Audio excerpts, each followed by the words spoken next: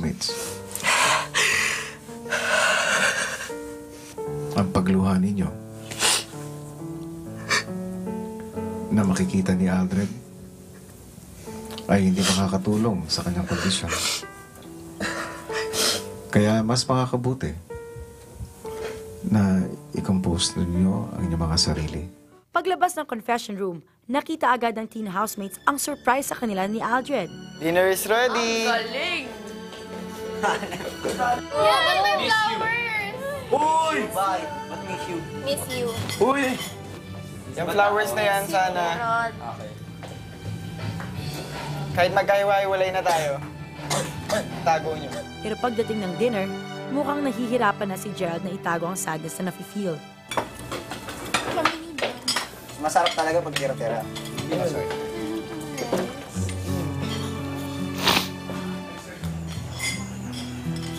Uy, papatawa ka.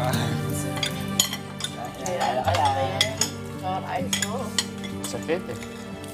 Pare, Bakit nap, di ba? yun ang ginagawa mo sa akin kanina. Binabato-batos mo ako ng balls, tapos yan. That's what happens to you. After a while, si Mickey naman ang lumabas. Ayaw niyang ipakita ang kanyang true feelings sa pag-alis ni Aldred. Si Ollie naman, na unang maghugas ng pinggan para doon makaiyak. Later on, may in-announce sa good news si Kuya. Tapos na Nice, ang nice. inyong traffic sign task. Kahit ang kanilang commander na si Fred, napuno na rin pala ang emosyon sa di inaasahang pangyayari. Tulungan tayo, pare. Tulungan tayo, pare. Hindi natin Ikaw rin inuugutan ko. Ikaw matibay dito. Isa tayo sa maging model, pare. Paano sila lalakasan ng loob kung hindi tayo maging Pare, ikaw malakas ang ng loob? pinagugutan ko kanina pa.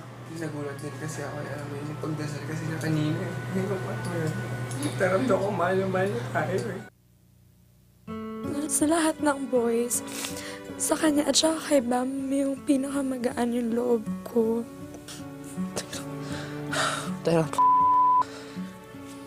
Just kasi he's a good listener. He barely even talks. He's so sweet. He's so sweet. He's like my little brother po. He taught me na guys can be nice pala. Kasi ako traumatized ako sa guys. And ayoko talaga. Pero he taught me na they can be nice pala. Parang magkakapatid na talaga kami dito eh. Ramdam ko, mahal na talaga kami. Parang...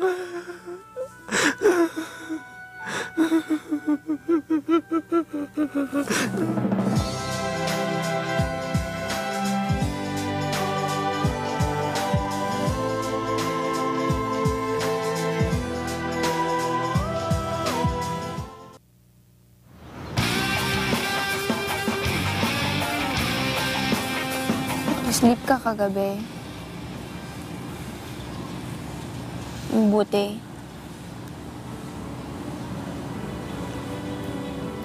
Wala nang bumabagabag sa isip ko. Kasi happy ka na. Good.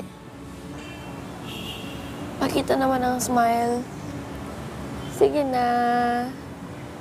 Sige na, bigger. Wala pang dimples, oh.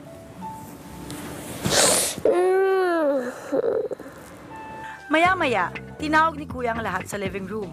Buong linggo ay nagkaroon sa bahay ng traffic rules na dapat sundin ng mga housemates.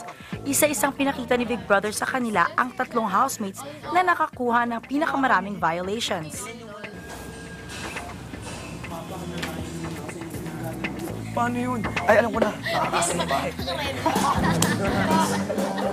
Di ba nakasulat sa rulebook na kung... Red?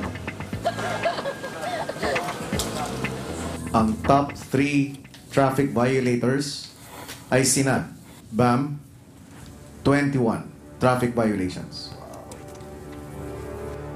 Mickey, 17 traffic violations.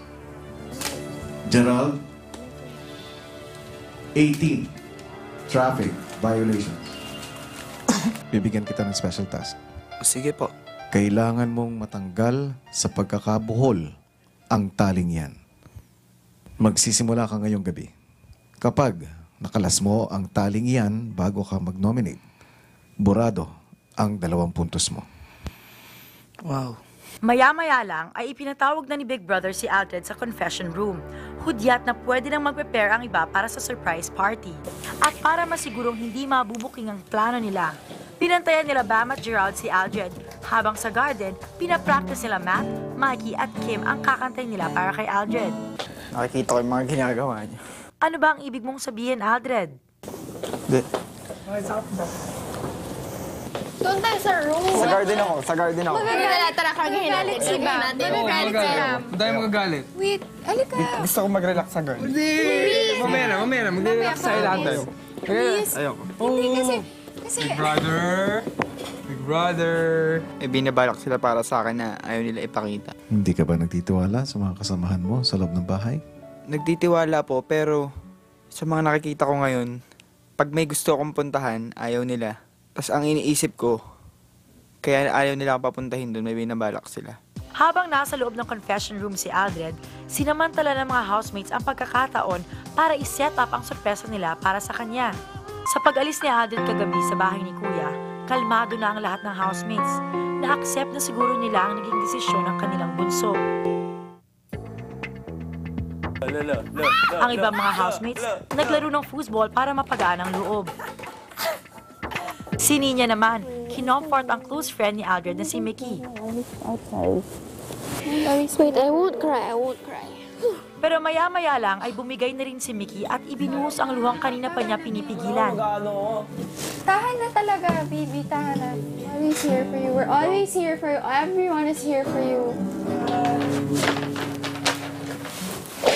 Para mawala ang kanyang lungkot, inaliw ng mga housemates si Mickey sa garden. Ako, Mickey. The pain fades away. Hindi ka naman... Ninya po, masyado po siyang sensitive. Okay naman kung ma-evict siya kasi mayaman naman siya. Si Fred po, kasi po lagi po siyang pa-cute. Olin at saka si Mickey. I think Mickey is still mad at Olin. Para mang-away na naman sila in the future or something. Tapos, Olin, she just makes me so uncomfortable because of the way she is sometimes. Medyo maarte rin siya for Claire. Kasi parang it's been like 2 days pa lang and then nag-cry na siya kaagad and then she cried na naman. I don't think makaya niya because some people just aren't used to being separated from their families talaga kahit sandali lang. Mickey po, kasi very outspoken siya about sa mga nararamdaman niya. Minsan nasasabi niya yung about sa mga family niya na baka makasama sa pamilya niya. Kaya baka habang tumagal, di na makayanan ng pamilya niya yung mga sinasabi niya. Matt, okay sana kung meron siyang time for seriousness. Meron din siyang time for wackiness. Parang puro ginagawa na niya, puro wacky na lang. Kay Nina, kasi sa lahat po sa amin siguro, siya yung medyo may problema ng konting makisama. Mickey, kasi for the past week, medyo napansin ko ang bilis po niyang mapikon. Sa gabing ito, ang unang nominee for eviction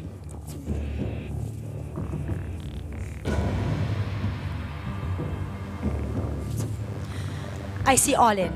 I'm sorry. Kay Ate Claire kasi feeling ko namimiss niya na talaga pamilya niya and sobrang nakita ko siya kahapon, sobrang down siya eh. Kay Olin kasi meron pa rin akong nararamdaman na parang ilang siya sa akin. Kay Nina, kasi marami naman pong opportunities sa kanya sa labas. Halata naman po eh. Gerald, marami rin po oportunidad sa kanya sa labas din. Arasang Milby po yun eh. Bam. Kasi po minsan nakukulitan ako sa kanya. Ninya. Tinatry ko naman po na makisama sa kanya pero medyo pa rin po ako naiilang. Kay Mickey, kasi po naiilang pa rin ako sa kanya kahit konti. Dun sa nangyari sa amin. Kay Mikey, wala lang po. Feeling ko hindi siya man-nominate. Si Mickey po. Tingin ko po siya po yung pinaka-weak po sa amin. Si Gerald po kasi tingin ko po siya po yung pinaka magiging mahigpit ko pong kalaban. Ate Mickey po, Natakot po kasi ako dun sa nangyari nun sa kanila ni Olin. Ate Claire na lang po, naramdaman ko pong sobrang mamiss niya po talaga ang pamilya niya. I'm sorry to say na ikaw ang pangalawang nominado for eviction